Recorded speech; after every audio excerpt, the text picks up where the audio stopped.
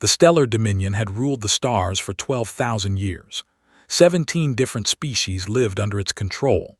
They all served the Ascendancy, the most powerful race in the known galaxy. They were tall, ancient beings with skin like polished stone and eyes that glowed with cold intelligence. They believed they were born to rule, and for 12,000 years, no one had proven them wrong. High Overseer stood at the observation deck of his command station above the border world of Prime. He was old, even by standards. He had watched empires rise and fall within the Dominion. He had crushed rebellions before they could spread. He had never known fear. That was about to change. "Overseer," said his aide, a nervous young officer named. "Our sensors have detected something strange near the outer boundary." Turned slowly, define strange. "A ship, my lord. It appeared from uncharted space. We have no record of its design. It matches nothing in our database." This was unusual. The Dominion had mapped every corner of civilized space. They knew every species, every ship design, every piece of technology worth knowing. An unknown vessel was not just rare. It was impossible. "Show me," commanded. The display screen flickered to life. He saw a small ship drifting through the darkness. It was ugly by Dominion standards. The hull was made of rough metal plates bolted together without elegance. It had no smooth curves, no flowing lines. It looked like something built by creatures who did not care about beauty. They only cared about function. "It carries no transponder codes," reported. "It does not respond to our signals. We have tried 17 different communication methods. Nothing." Studied the vessel. Something about it bothered him. It was not a threat.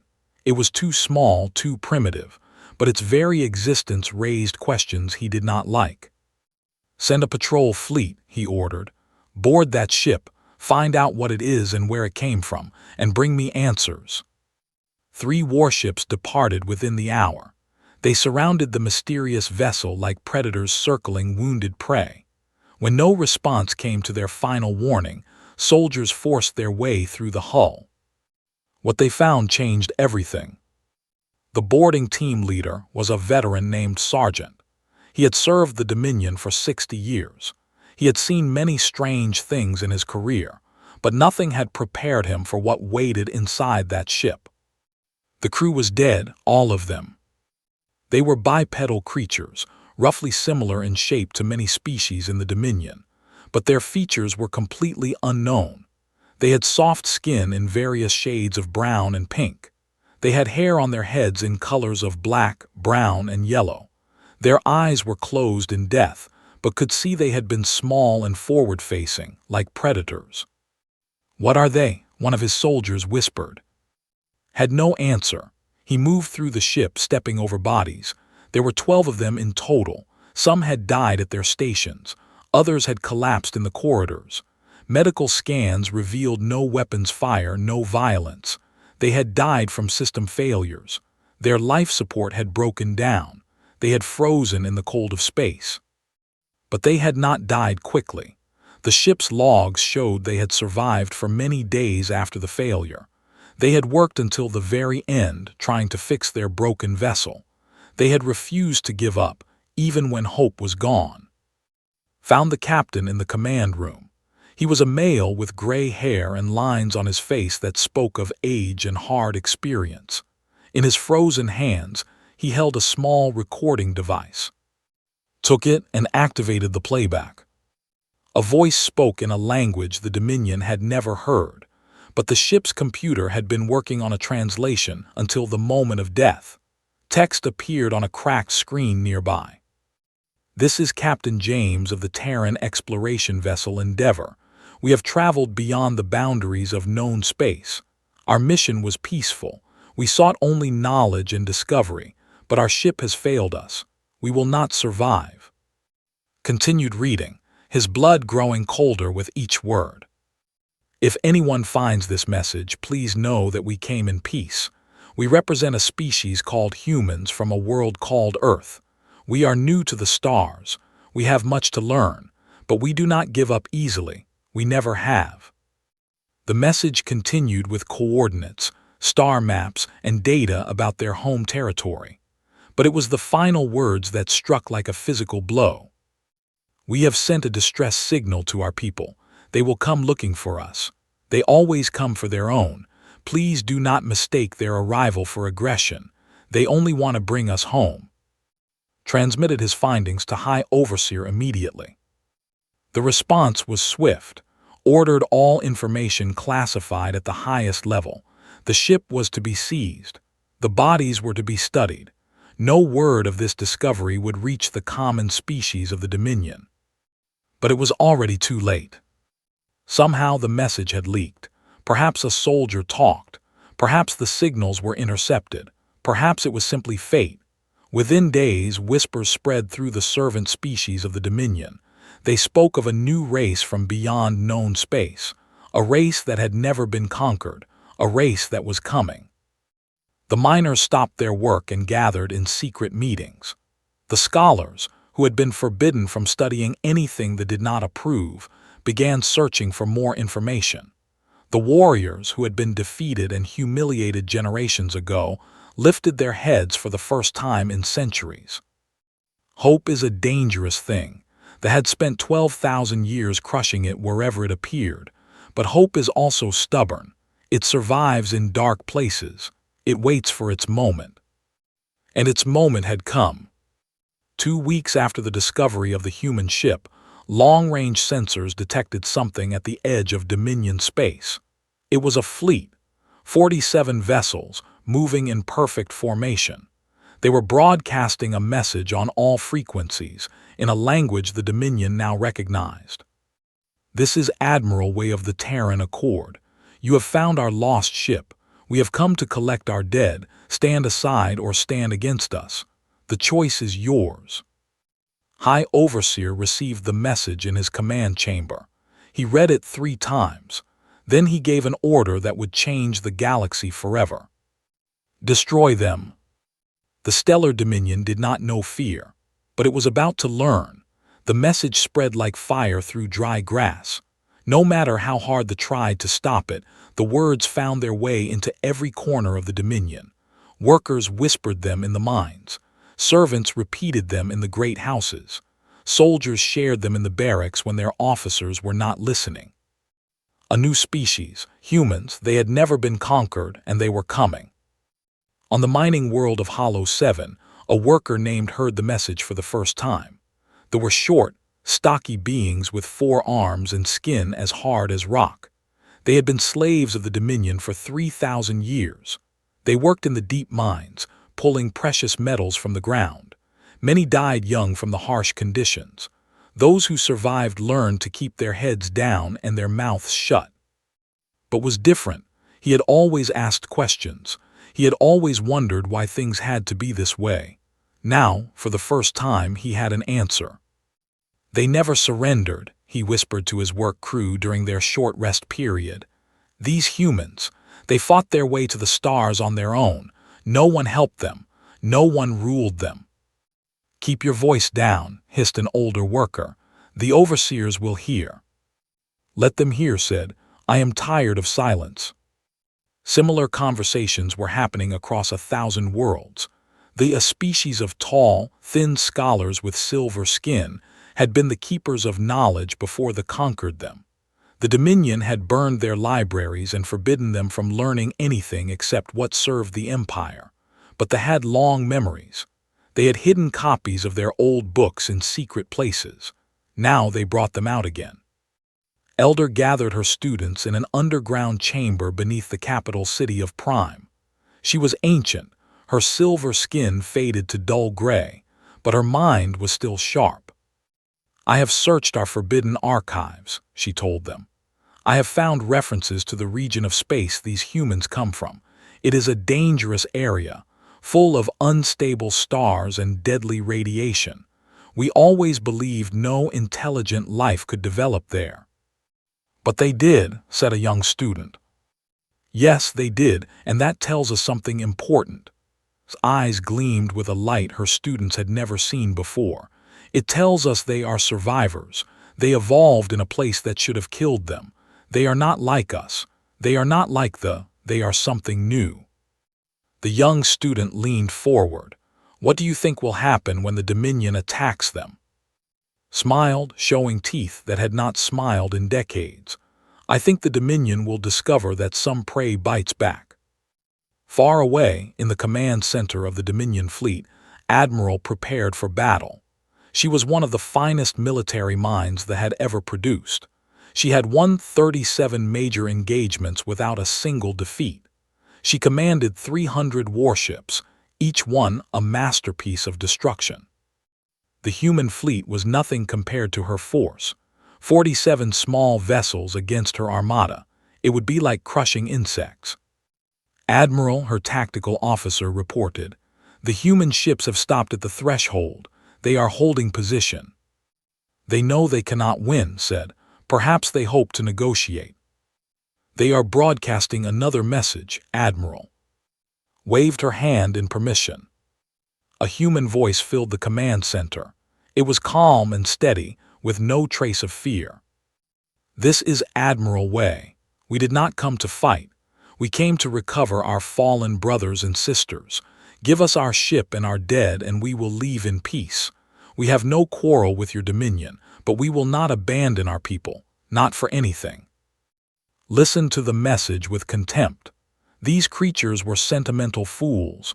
They had traveled across the galaxy for corpses, dead bodies that could not be saved. It was irrational. It was weakness. "They are primitive," she announced to her officers. "They do not understand the nature of power. They think their emotions matter. We will teach them otherwise." She gave the order to attack. The Dominion fleet moved forward like a wave of death. 300 ships in perfect formation, weapons charged and ready. They had destroyed civilizations before. They would destroy this one too.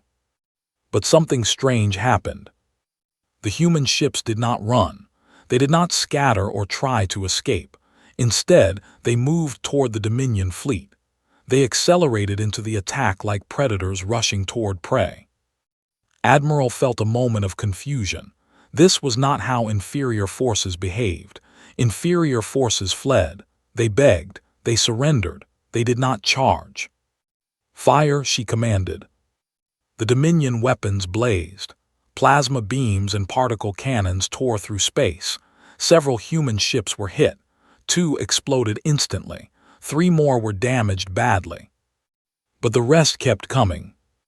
And then they fired back. Human weapons were crude compared to Dominion technology. They used simple projectiles and primitive missiles, nothing that should trouble a Dominion warship. But the humans were not aiming at the warships directly. They were aiming at weak points, engine ports, sensor arrays, shield generators.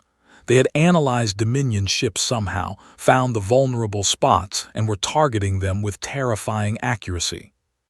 One Dominion cruiser lost its engines. Another went blind when its sensors were destroyed. A third dropped its shields and was torn apart by follow-up attacks.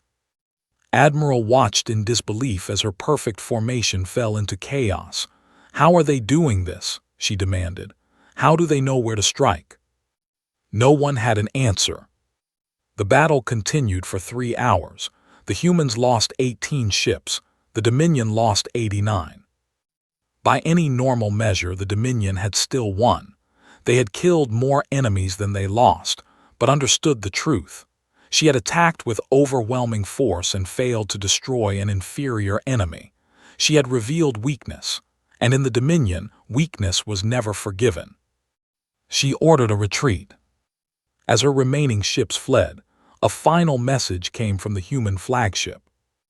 "Admiral, we did not want this battle, but we will not apologize for defending ourselves. We came for our people. We will return for them, and next time we will bring more ships."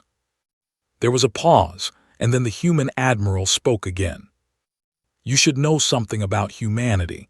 We have been fighting since the day our species was born. We fought our world. We fought each other. We fought extinction itself again and again. We have never surrendered, not once in our entire history. Think about that before you attack us again."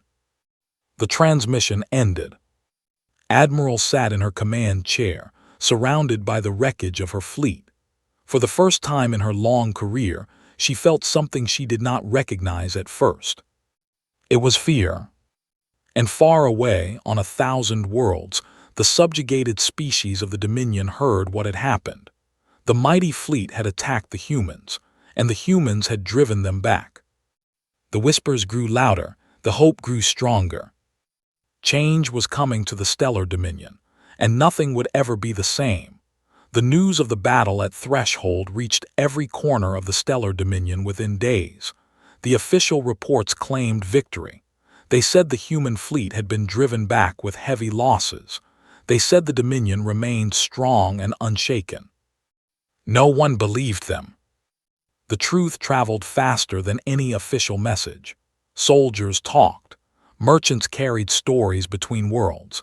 Encrypted transmissions found their way past Dominion sensors. Everyone learned what had really happened. 47 human ships had faced 300 Dominion warships, and the humans had made the Dominion retreat.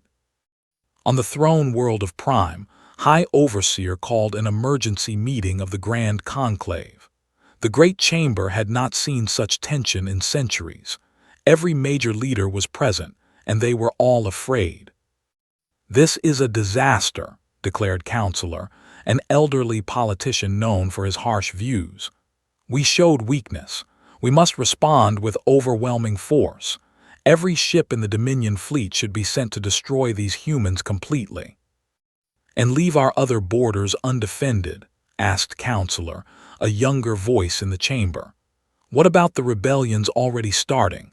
What about the species who are watching to see what we do next?"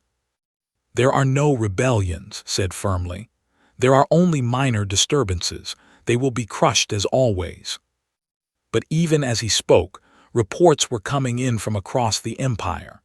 The minor disturbances were growing into something much larger. On Hollow 7 and his fellow miners had stopped working. They had taken control of the main processing facility. When Dominion soldiers came to restore order, they found they had armed themselves with mining equipment. The fighting was brief but bloody. The Dominion soldiers retreated. On Prime, Elder had opened the forbidden archives to everyone. Thousands have gathered to learn their true history. When Dominion officials tried to shut down the gatherings, the crowds refused to leave. More came every day. On 12 other worlds, similar events were unfolding. Species that had been silent for generations were finding their voices. They were not yet organized. They were not yet united, but they were no longer afraid. High Overseer received these reports with growing anger. "How is this possible?" he demanded. "We have ruled these species for thousands of years. Why do they rise now?" The answer came from an unexpected source. An intelligence officer named requested permission to speak. He was young and had spent years studying the servant species of the Dominion. "My lord," said carefully, "I believe I understand what is happening. For thousands of years we have taught the servant species that resistance is impossible. We are too strong. We cannot be defeated. This belief kept them obedient." "And it was true," said. "Yes, my lord, it was true. But now they have seen something different. They have seen us lose a battle to a species they never knew existed. The humans came from beyond our knowledge. They fought us and survived. Suddenly, the impossible seems possible." Stared at the young officer. "You are saying that one battle has undone thousands of years of control." "Not one battle, my lord. One idea. The idea that we can be beaten. That is more powerful than any weapon."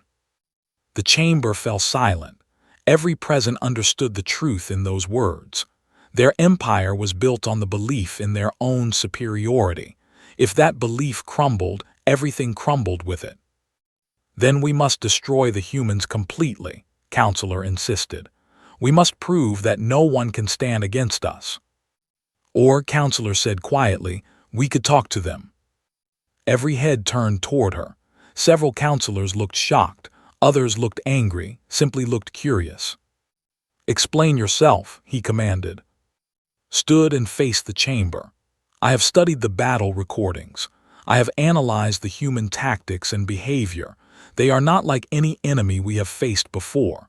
They did not fight for territory or resources. They fought for dead bodies, for the remains of their own people. Sentimental foolishness, muttered. Perhaps, agreed. But consider what that tells us about them. They value their own people above practical concerns. They risk their lives for those who cannot be saved. This is not the behavior of a species that wants to conquer. This is the behavior of a species that values loyalty and honor above all else. What is your point? Asked. My point, High Overseer, is that we may have attacked an enemy we did not need to make. The humans did not come to invade us. They came for their dead. If we had simply given them what they wanted, they might have left peacefully. Instead, we attacked them. We made them our enemy, and now we face the consequences. Slammed his hand on the table. You suggest we should have shown weakness, given in to their demands. I suggest that wisdom is not the same as weakness, replied calmly. The humans have a saying I discovered in the data from their ship. Choose your battles. Not every conflict must be fought. Not every enemy must be destroyed. Sometimes the strongest choice is to walk away. Considered her words. Part of him knew she was right. The attack on the humans had been unnecessary. It had started a conflict that brought no benefit to the Dominion. But another part of him, the part that had ruled for centuries, refused to accept this truth. We are he said finally. We do not walk away. We do not negotiate with inferior species. We rule. He turned to his military advisors. Prepare a second fleet, larger this time. We will find the human and burn it to ash. That will end this rebellion and restore order. Counselor bowed her head in acceptance. She had tried to offer another path. The High Overseer had refused it. Now there was nothing to do but watch the consequences unfold. Meanwhile, the humans were not waiting to be attacked. Admiral Wei had returned to Terran space with her surviving ships. She reported to the Terran Accord Council about everything she had learned. The Dominion was vast and powerful. It controlled hundreds of worlds and commanded thousands of ships, but it was also brittle. Its foundation was built on fear and submission. The servant species were not loyal. They were simply afraid. We can use this, Admiral told the Council. If we can make contact with the subjugated species, if we can offer them support, we might find allies. We do not have to fight the Dominion alone. The Council agreed. Secret missions were planned.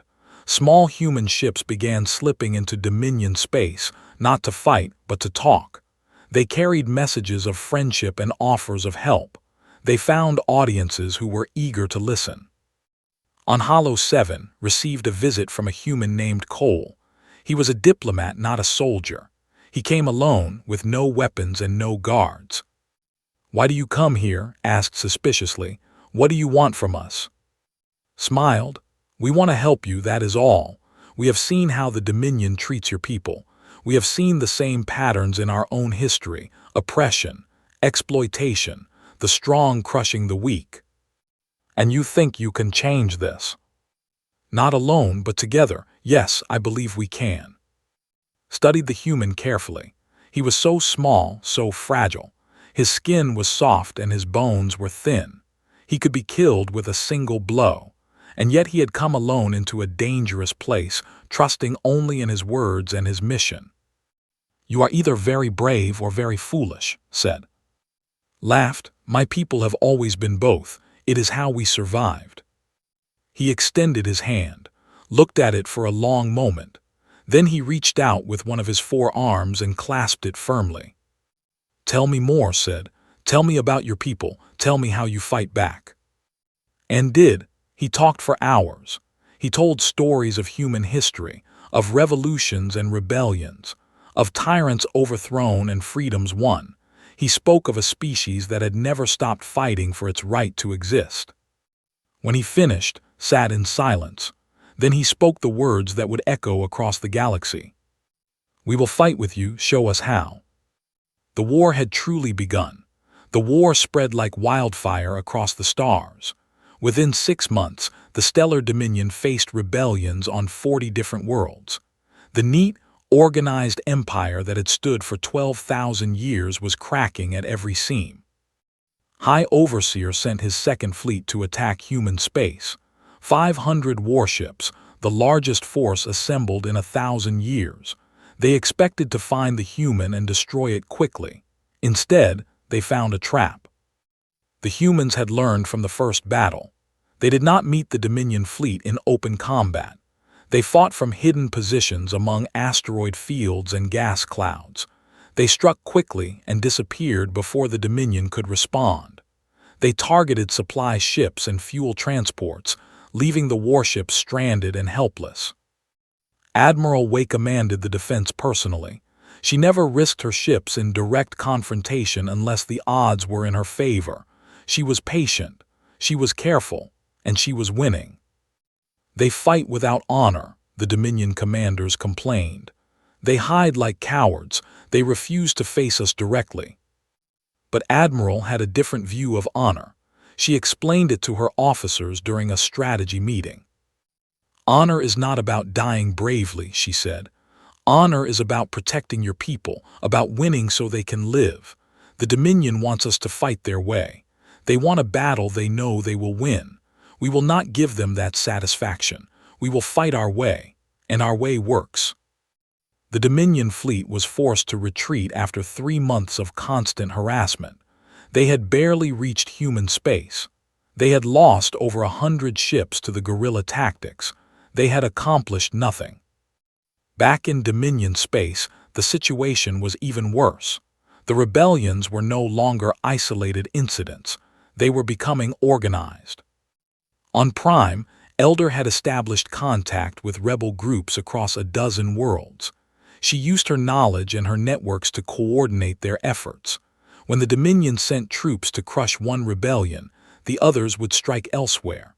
The Empire did not have enough soldiers to fight everywhere at once. The miners under leadership had become especially dangerous. They knew the mining tunnels better than anyone. They could appear from nowhere, strike hard, and vanish into the darkness. Dominion forces learned to fear the deep places. But the most important change was happening in the hearts and minds of the servant species. For generations, they had been taught that they were invincible. Now they saw that teaching was a lie. They could be hurt. They could be defeated. They could bleed. Human advisors worked throughout rebel territory, sharing knowledge and tactics. They taught the rebels how to organize, how to communicate secretly, how to fight enemies with superior technology. They did not try to command. They only offered help. Cole had become the main coordinator between human forces and the rebellion. He traveled constantly, moving from world to world, risking his life every day. He had been captured twice by Dominion forces. He had escaped both times with help from local rebels. "Why do you do this?" asked him one night. "This is not your fight. Your people are safe in your own space. You could go home and let us face the Dominion alone." Thought about the question for a long moment.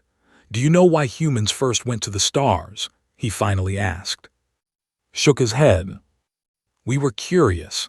That is all. We looked up at the night sky and wondered what was out there.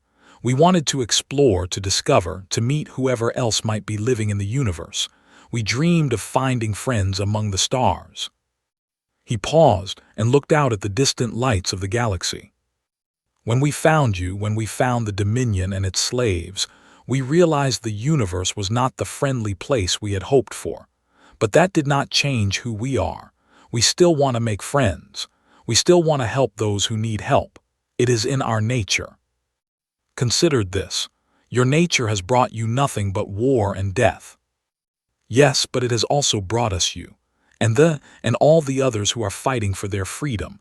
We are not alone anymore. Neither are you." The Rebel Alliance grew stronger every month. They called themselves the Free Accord, a name chosen by the humans to honor the idea of cooperation between different peoples. It was not a perfect alliance. The various species had old conflicts and bitter memories, but they shared a common enemy, That was enough for now. On Prime, High Overseer watched his empire crumble with growing desperation. Everything he tried failed. Military force could not crush the rebellions fast enough. Propaganda could not convince the servant species to return to obedience. Even his own people were starting to doubt. Counselor requested a private meeting with the High Overseer. He granted it reluctantly. "You were right," he admitted when they were alone. "I should have listened. We should have let the humans take their dead and leave. This war was a mistake." Showed no satisfaction at hearing this. "What is done is done. The question is what we do now." "What can we do? The humans will not negotiate while they are winning. The rebels will not stop until we are destroyed. We are trapped." "There may be another way," said carefully. "The humans did not start this war, we did. If we admit our mistake, if we offer genuine peace, they might accept. They are not conquerors, they are explorers. They did not want to fight us." Shook his head. "The other counselors would never accept surrender. They would overthrow me before they allowed such humiliation." "Then perhaps it is time for new leadership," suggested quietly. Stared at her. "You speak of treason." "I speak of survival. Our empire is dying, my lord. We can die with it or we can build something new, something better. The choice is ours." Before could respond, alarms began sounding throughout the palace. Officers rushed in with desperate reports. A massive fleet had been detected approaching Prime. Human ships and rebel vessels, hundreds of them, more than anyone had believed possible.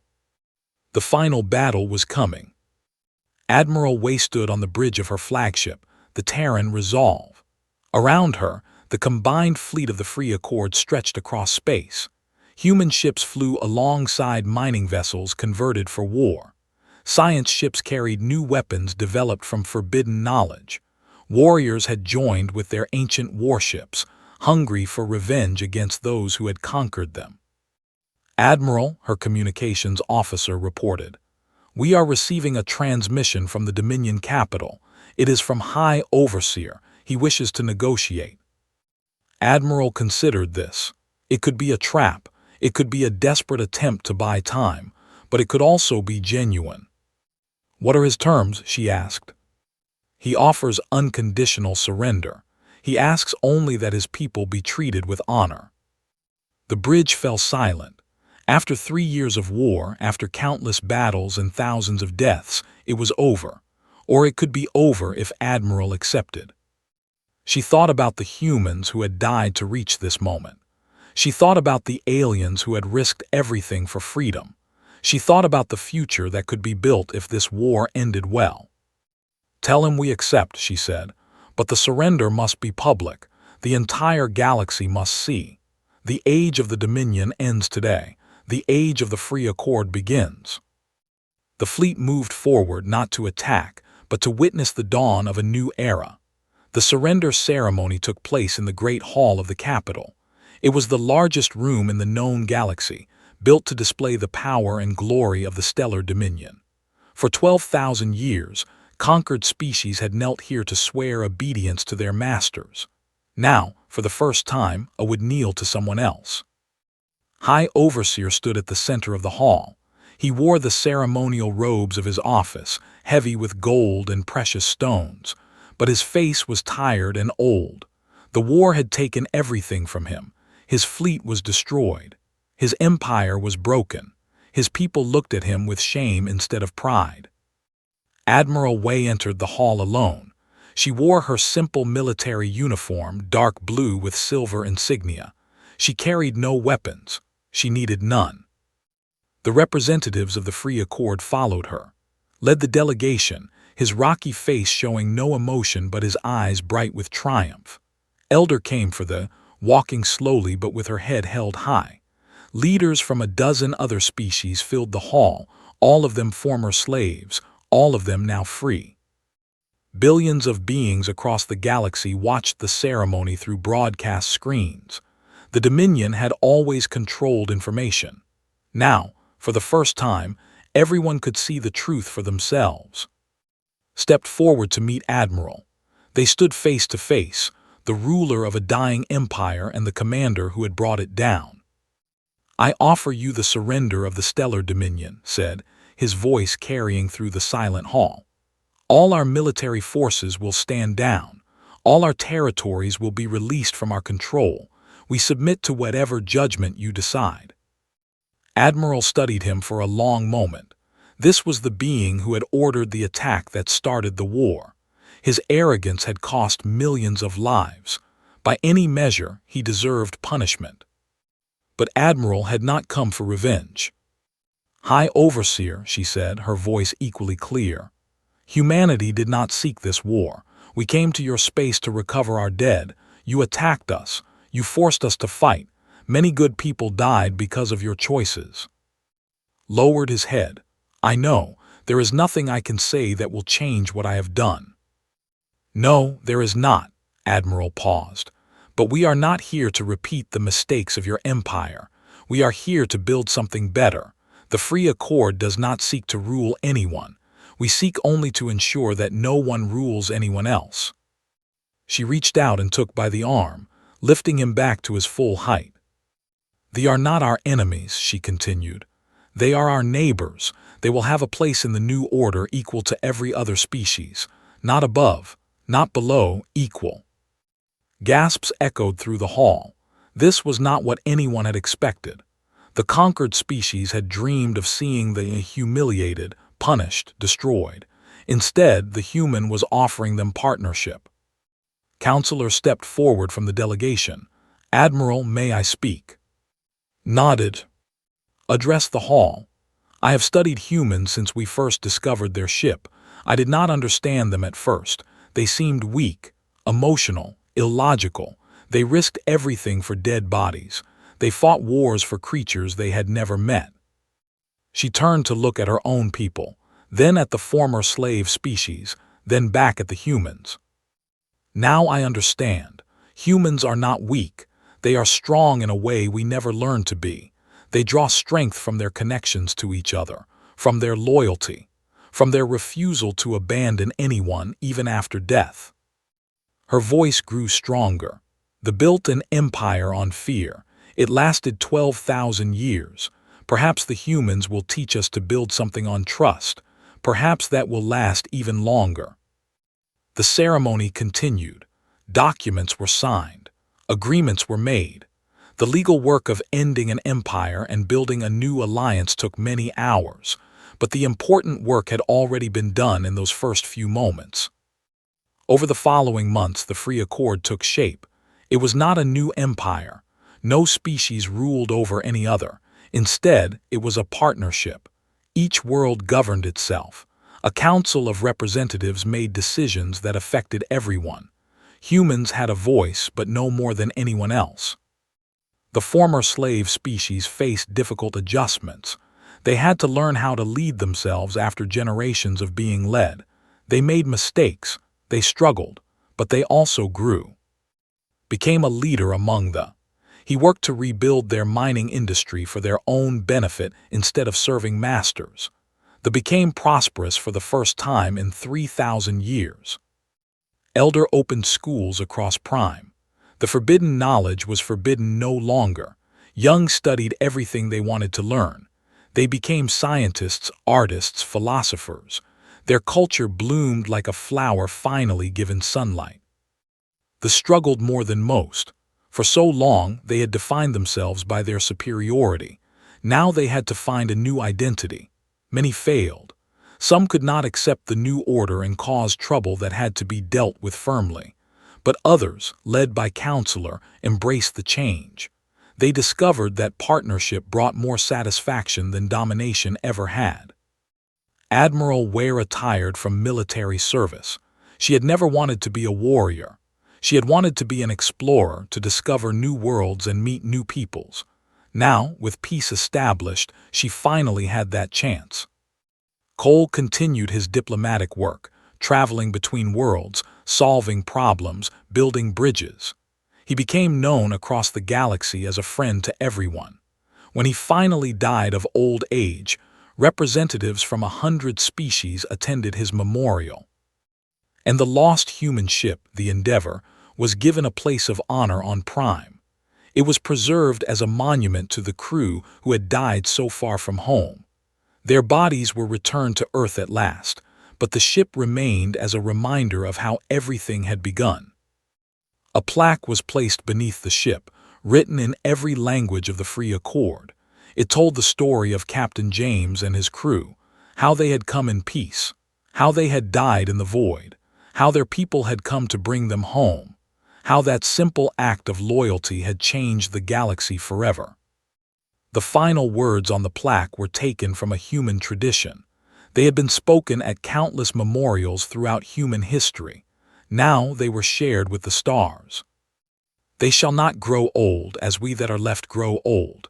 Age shall not weary them, nor the years condemn. At the going down of the sun and in the morning we will remember them. The stellar dominion had trembled when a mysterious vessel appeared in their space. They had trembled when humanity came to collect their dead. They had trembled when their empire fell and their slaves rose up. But trembling was not the end, it was the beginning. From the ashes of tyranny something better was born, not perfect, not without problems, but better. A galaxy where different species could live together in peace, where no one was a master and no one was a slave, where the strong helped the weak instead of crushing them. This was humanity's gift to the stars, not weapons, not conquest, just the simple idea that everyone deserved to be free. And that idea, once planted, could never be destroyed. The stars had many stories. This was just one of them, but it was a good one. A story of courage and hope and the stubborn refusal to give up, even when everything seemed lost. Humanity had looked up at the night sky and wondered what was out there. They had found an empire of fear. They left behind a galaxy of hope. And the stellar dominion, which had ruled for 12,000 years, became nothing more than a memory, a warning, a lesson in what happens when power forgets its purpose. The humans had come in peace.